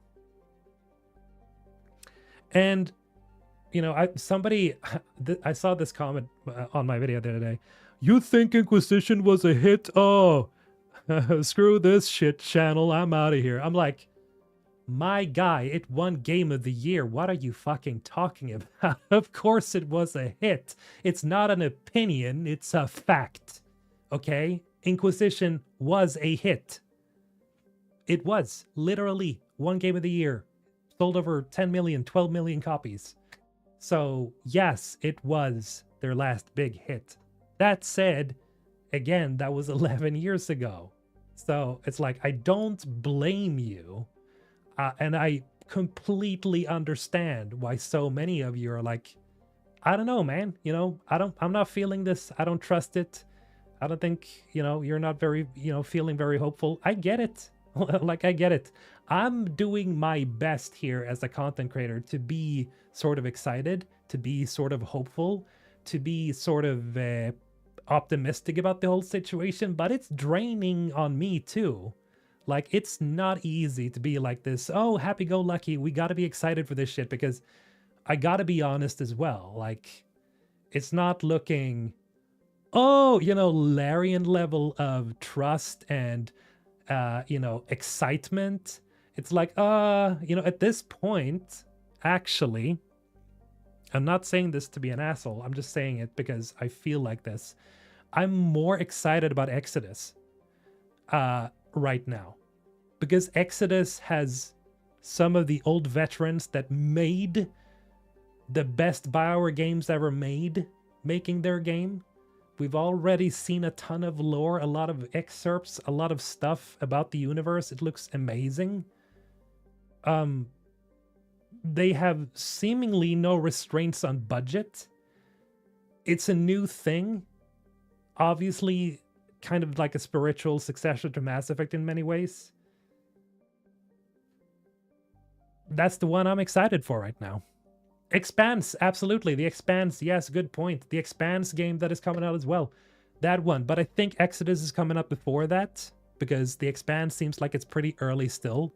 Exodus looks like it's starting to finish up according to that press release by Hasbro. So I think next year we're going to get Exodus, and then Expanse probably like 2027 or something, I'm guessing here. But I'm more excited for those, honestly.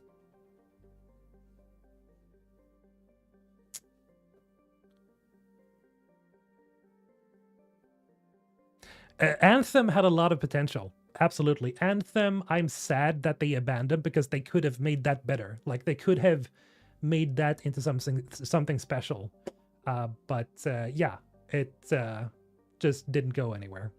No endgame content, unfortunately. The only thing I'm not excited about is, again, the art style of Exodus is weirdly stylized.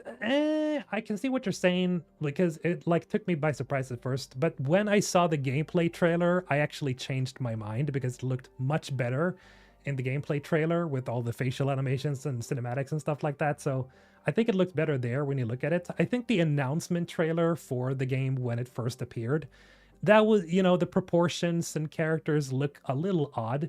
But the gameplay trailer, I think, showed that, oh, okay, they look relatively normal. And it looks more realistic in the gameplay trailer, which is more, I think, accurate to the end product. And so I actually got over it. And also, I can see that, I'm guessing you are, like, equating it sort of to, like, Dragon Age the Veilguard. I think it's different here also, because Exodus is a brand new game from a brand new studio that doesn't have any attachments to any previous games. And so the Veilguard, well, it changed up the art style from the previous games and made it something it wasn't in representation. So, or in presentation wise. And so Exodus, I don't think has that problem. Exodus for sure. Exodus is probably gonna become my main game if it turns out to be like this excellent, amazing thing, hopefully. But leading up to that, it's possible that we're gonna focus more and more on Exodus as the more we learn about the game. Who knows? Maybe I'll get invited to try it out. That would be amazing. But yeah, I don't think that's going to happen. The problem is, like, I live in fucking Sweden. I hate the fact that I live in Sweden. Most of my audience is in America. And, if I'm to be invited somewhere to try a game out, I have to fly halfway across the fucking planet. Ah! God, I hate it. I love living here because Sweden is a good country to live in. God, I've actually been invited by a couple of studios. It's like, oh, do you want to come over and try our game? And I have to say no, because one, it's too far. Two, I'm kind of spooked about flying that far. there's various reasons, and usually I just don't have the time. How's the food in Sweden? Depends on where you go. Generally, though, I would say it's pretty good. And Exodus cannot ruin a previous game. True, it can't. Convince them to fly. That's the problem. I have been invited to like fly out, but I've had to say no. I'm not traveling to the US at any point, anytime soon. Let's just. I am staying here in little old Sweden, where it's sort of, safe. I don't know, man. Nah. No. Maybe, well, I don't know. It depends, who is inviting me and where, to what city, what part. How's the food in Sweden? It's smörgåsbord. We don't actually eat that very often. It's more like a celebration thing, like for now in Midsommar. But generally, we usually just eat cake. Archetype Entertainment in Texas, US. Oh, right, shit. Shit. Oh my god. I don't know, man. We'll see. We'll see. Maybe if they invite me, maybe I will go. Specifically, if Archetype reaches out and says, hey, we can fly you out and everything, or that would be Wizards of the Coast that do that, right? I would be like, yeah, okay, sure. I'll take your money. Sure. Pay for it all, and I will go. You are lucky being Swedish. It's a great country. Generally speaking, I would say so. Yeah, I think so. Not everybody would agree, though, but I think so. There's a couple of things I don't like about Sweden. Our taxes, for example, is a little bit, on the heavy side, but again, free healthcare. Can't complain. Dangerous out here in LA, chaos. I'm not going to LA. No, yeah. Don't worry. Would you go for like a game event that's multiple days, like Summer Game Fest? Absolutely, I would. It's just that, I think the US has probably not been this politicized and chaotic since, ever. So it's like, I don't know. I don't know. People are losing their minds. And I'm like, yeah. I think a lot of Americans are a lot of you are probably really nice people. Pretty regular people, pretty good people, but there are outliers. And they are everywhere. They're not just in the US. Trust me, we have outliers in Sweden too. And we have outliers in Europe. We have outliers everywhere. But it's very visible in the US and it's very easy to get spooked.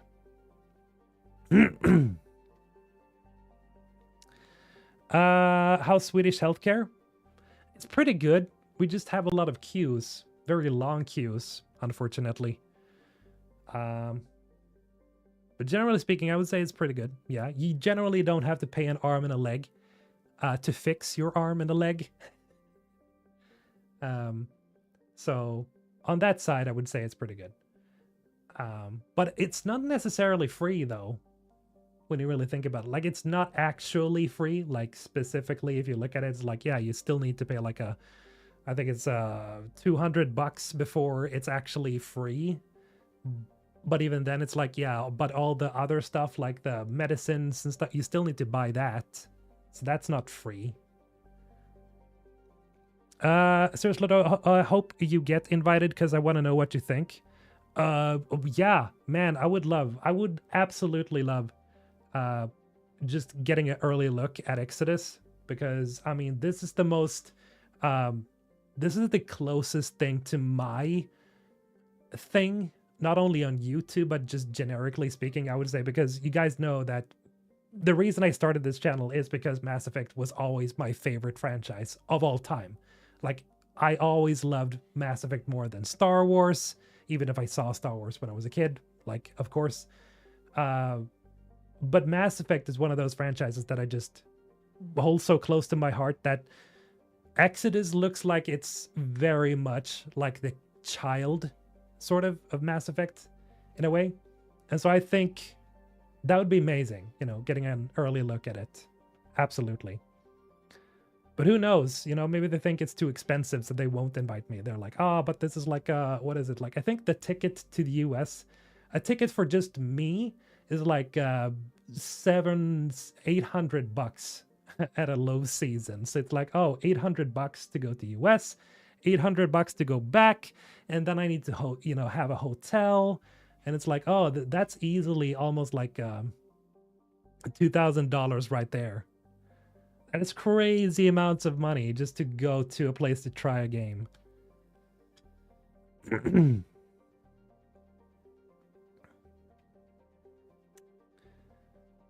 Exodus has so much potential, but the gameplay trailer was missing something. Like the atmosphere felt weird. Maybe it was lighting. It's still pre-alpha, though. I want to see the finished product.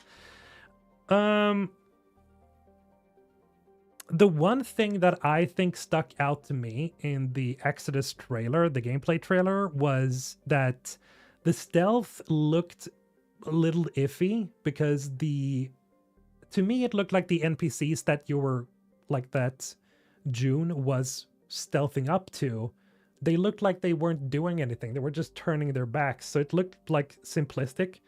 But according to some people, they told me that no, they're acting like the NPC or the enemy was doing something and they were like busy with something, but I didn't see that. So yeah, it looks very early still, but you know, you never know. The most important there is like the story, the dialogue, you know, all that stuff is more important to me. Any upcoming games you're excited for this year or next? Right now, I don't know. I don't keep a like a tight schedule on what games are upcoming right now. We can look. We can take a look.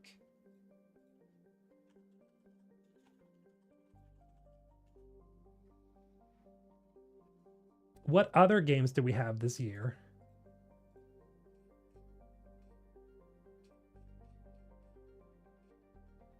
Okay, so we have June. Death Stranding 2. That one I want to play.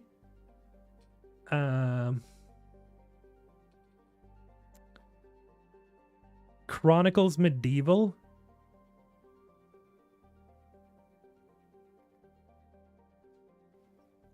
Come to the big island of Hawaii. Oh, I can stay there for free. Thank you, Bill. Appreciate it. I'll keep that in mind. But yeah, we really do want to go to Hawaii at some point. That would probably be a very nice like wedding thing to do, really. Pretty expensive to go there though. Again, like flying there is just basically all the cost. Wu Chang Fallen Feathers, because it's a Souls-like. I know you guys are super tired of Souls-like games, but it looks like, you know, looks like a cool game. I like it. What other games do we have? And I'm checking on Games Radar, by the way. Not Donkey Kong, no. Mafia: The Old Country, right? Sword of the Sea was also pretty cool. I want to play that. There's no like massive ones, I'd say, right now. Silent Hill, F, September. Right, okay, that I would say. Of course, Jurassic World Evolution 3. Okay, you guys are gonna be like, whatever. But really, like, I played the shit out of the second game just a couple of months ago, actually. Like, I couldn't stop playing this game, or the second game, that is. It was actually that good. Like, it's just so addictive. Just so good. Just, I love dinosaurs so much, man. Just love it. Ghost of Yotei. Sorry about that. Yeah, absolutely. Ghost of Yotei. Absolutely. Weird flight taxes in Sweden. I can get 1 in 2 weeks for a week in Stockholm for $600 round trip. Really? From the US? Dawn Walker? Wait, is that out this year?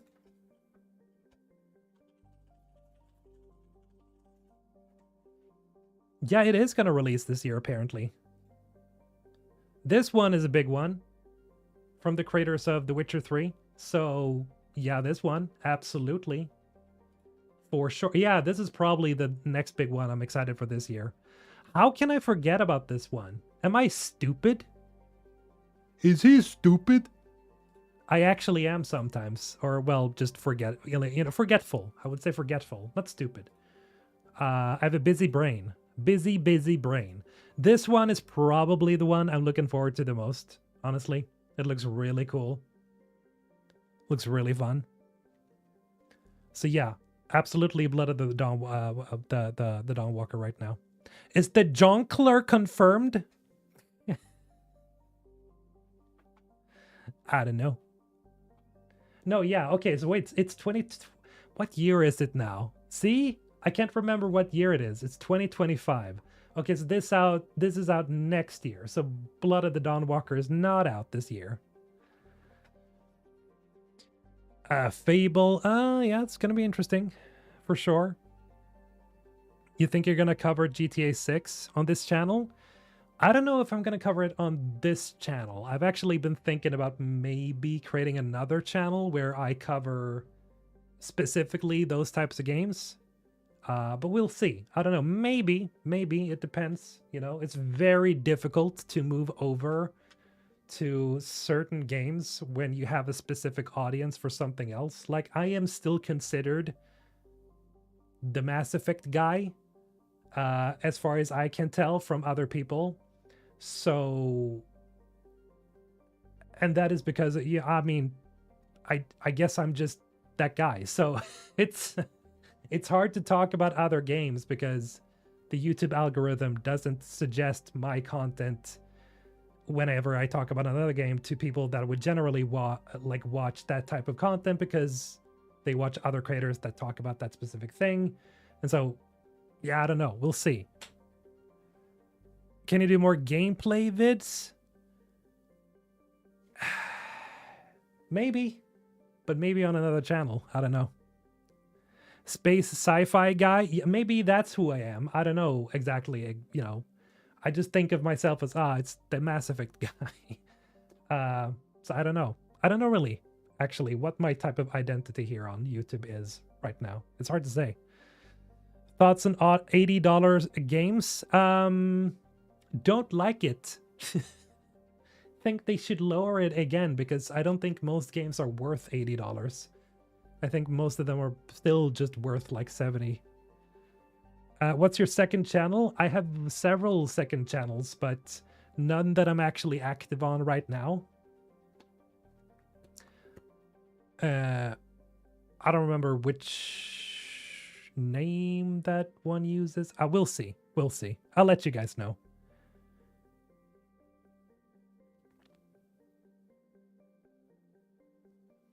Maybe you could cover Outer Worlds 2. Maybe. The thing is, I should in that case, I need to play through the first game. Which I had a problem doing. Because I didn't really feel like I connected much with the game. So that's going to be hard. But yeah, I definitely got to play the second game. But I feel like I almost need to play through the first game to do that. But yeah, that's going to be hard. But I really need to. The actress for the Silent Hill protagonist said she could feel her sanity slip away as she recorded her lines. I would imagine so, because it looks horrific. Zero hype for Outer Worlds. That $80 price tag is right. It's $80, but you can also get it on Game Pass, which I'm not super happy about because at some point they're inevitably gonna like increase the price on that. They just lowered the price back to 70. They did. Oh, that's good to know. Okay, well, that's good. That's actually smart.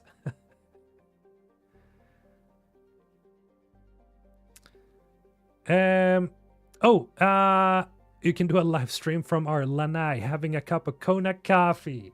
Kona coffee. Damn. That sounds delicious. What is that?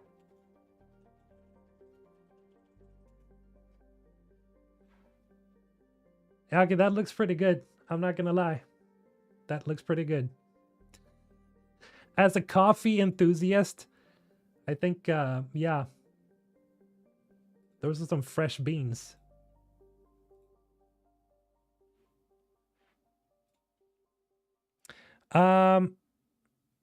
They caved in. Yeah, bullying works, unfortunately. But in this case, I think, you know, $80 was a bit much for a game like The Outer Worlds 2. I mean, I don't think because I haven't finished the first game yet, and I don't even think that I got my money's worth playing the first game as far as I did. So, yeah. Shout out to Beans! Shout out to Hawaii, I would say, actually. Which game changed price? It's, what's it called again? We're talking about Ian? Outer Worlds 2. Outer Worlds 2. Yeah, 60 I think is reasonable for Outer Worlds, I think. That's more reasonable, but we'll have to see. Maybe the second game is really good. Who knows? What did you miss, Fletcher?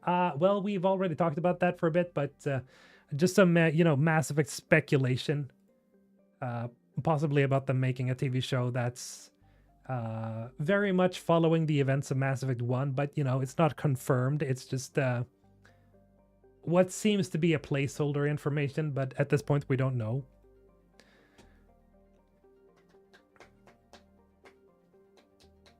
Single player 30-hour game. Yeah, it all depends, like, what's the quality of the game? Like, how much fun are you gonna have with the game? You know, that is really what decides, like, whether it's worth the money or not. And, well, it's gonna be hard to say, of course, but I don't think yet that the Outer Worlds has been worth my money yet. Is it true the show will follow FemShep? Oh, we have no idea. But, you know, there's a lot of speculation. I don't know if specifically FemShep, I haven't heard that, but this thing says that like it follows the first game, but, you know, might be a placeholder, so maybe not. But yeah, guys, I'm gonna have to rest my voice for now because I'm starting to get a little tired with it. It's you know, a lot of talking.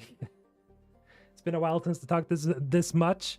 I'm gonna be off for today, guys. I'm making a video about some other sci-fi Mass Effect-like games that we've already talked a little bit about, but I will make a video about them as well. So yeah, remember to become a member if you haven't already. To support the channel. But I'm gonna be off, guys. Take care. MrHulthen signing off. Bye-bye.